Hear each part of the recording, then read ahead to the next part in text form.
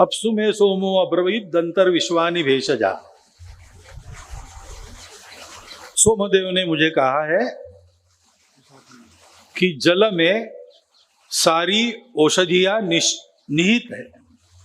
विश्व का सारा चिकित्सा करने वाला जो तत्व है वो पानी में है, और ये वास्तविकता है। और भारत के लिए तो है ही,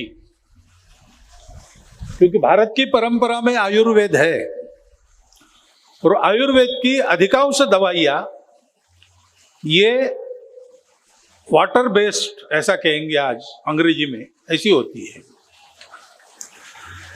पाश्चात्यों की भी चिकित्सा चलती है, उनकी अधिकांश दवाइयां देखें आप तो अल्कोहल बेस्ड होती है।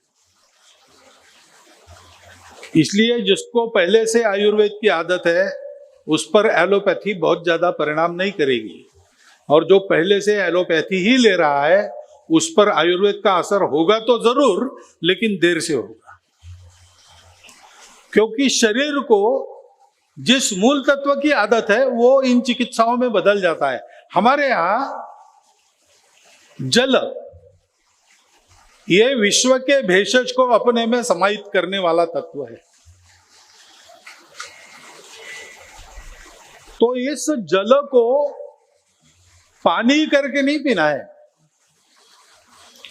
इस जल को ये मेरे शरीर का पोषण करने वाला और रक्षण करने वाला तत्व है, ऐसे लेना है। ऐसे लेना है तो पानी को कृतज्ञता बुद्धि से देखना पड़ेगा।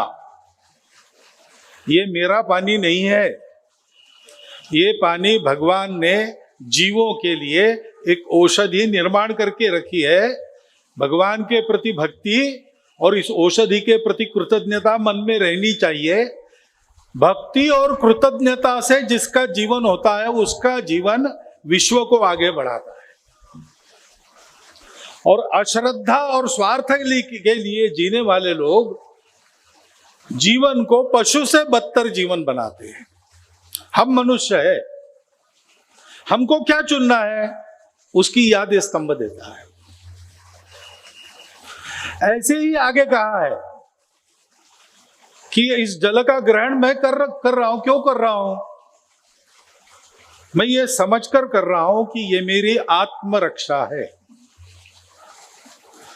यानी शरीर मन बुद्धि से बना ये भौतिक शरीर, उसकी रक्षा तो है ही, लेकिन ये सरस रहेगा, सतेज रहेगा, काम करेगा तो इस मनुष्य शरीर का ही ये गुण है कि ये जीवन के भौतिक तत्वों में नहीं ठहरता, वो ऊपर उठना चाहता है।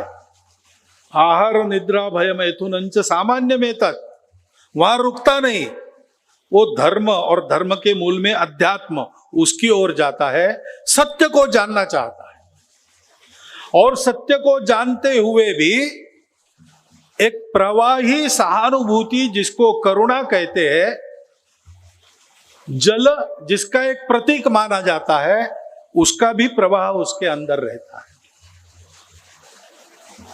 और इसलिए एक ऋचा में ये कहा है कि इस जल से हमारे बुद्धि के घोड़े दौड़ते रहे, हमारी इंद्रियां हमारे जीवन को धारण करने में सक्षम हो जाए, शरीर स्वस्थ रहे। क्योंकि मनुष्य जन्म लेकर हमको स्वस्थ रहकर धर्म साधनम करना है। शरीरम आद्यम खलु धर्म साधनम। धर्म का साधन करने के लिए एक टूल है हमारा शरीर मन बुद्धि। स्वार्थ में फंसने के लिए नहीं है, पाप करने के लिए नहीं है, परोपकार करने के लिए। और इसलिए इस जल की महत्ता इन श्लोकों में गाई गई है, और इसको आत्मरक्षा का मंत्र भी बताया गया है, और इसके द्वारा सुख मिलता है। क्योंकि अगर हम पशु जैसा व्यवहार करने लगे तो सभी दुखी होंगे। आखिर मनुष्य के रहते दुनिया सुखी हो, इसका उपाय क्या है? मनुष्य धर्म से चले तो सारी दुनिया सुखी हो जाती। क्योंकि बाकी सबको यह धर्म बंधन के रूप में मिला है। मनुष्य को चुनने का स्वातंत्र्य है। तुमको बनाया है, तुम चाहते हो तो करनी करके नारायण बन सकते हो, अगर तुम उल्टा चाहते हो तो तुम नराधम भी बन सकते हो। बनना क्या है? बनना क्या है ये सतत ध्यान में रहे। इसलिए जहां से विश्व शुरू होता है, पहले काल की उत्पत्ति हुई और विश्व का प्रारंभ हुआ, उन महाकाल के साथ साथ यहां एक स्तंभ है, जल स्तंभ। हम महाकाल का दर्शन करें, उज्जैन निवासी बड़े भाग्यवान है, वो रोज कर सकते हैं। बाकी लोग स्मरण तो कर सकते हैं। जैसे महाकाल जी का दर्शन करेंगे, स्मरण करेंगे, वैसे इस स्तंभ का भी दर्शन और स्मरण हम करें और अपने जीवन के सारे क्रियाकलाप को महाकाल जी की इच्छा के अनुसार यह सृष्टि धर्म प्रवर्तित होते रहे, उनकी इच्छा है तब तक। इसलिए धर्म प्रवण जीवन बनाए। मैं समझता हूं आज के कार्यक्रम का यह अर्थ है। मैं ज्ञानी तो हूं नहीं, ज्ञानी लोग वहां बैठे, इधर बैठे, वो कुछ और कहना चाहेंगे वो कह सकते हैं और वैसा आपको करना है। लेकिन मेरी अल्प बुद्धि में मैंने जो विचार किया, मेरी ये बात ध्यान में आई। अगर आपके उपयोग की आपको लगता है और उचित है ऐसा लगता है तो कृपया उसे ग्रहण कीजिए, क्योंकि अगर ये बात मेरी सही है और उचित है तो ऐसा करने से अपने जीवन का और सारे विश्व का भी बहुत कल्याण हो सकता है। ये इस बात में सब लोग सहमत होंगे, ये मेरा विश्वास है। इसलिए ऐसा स्मरण और दर्शन रोज करने का अनुरोध आपके सामने रखता हूं।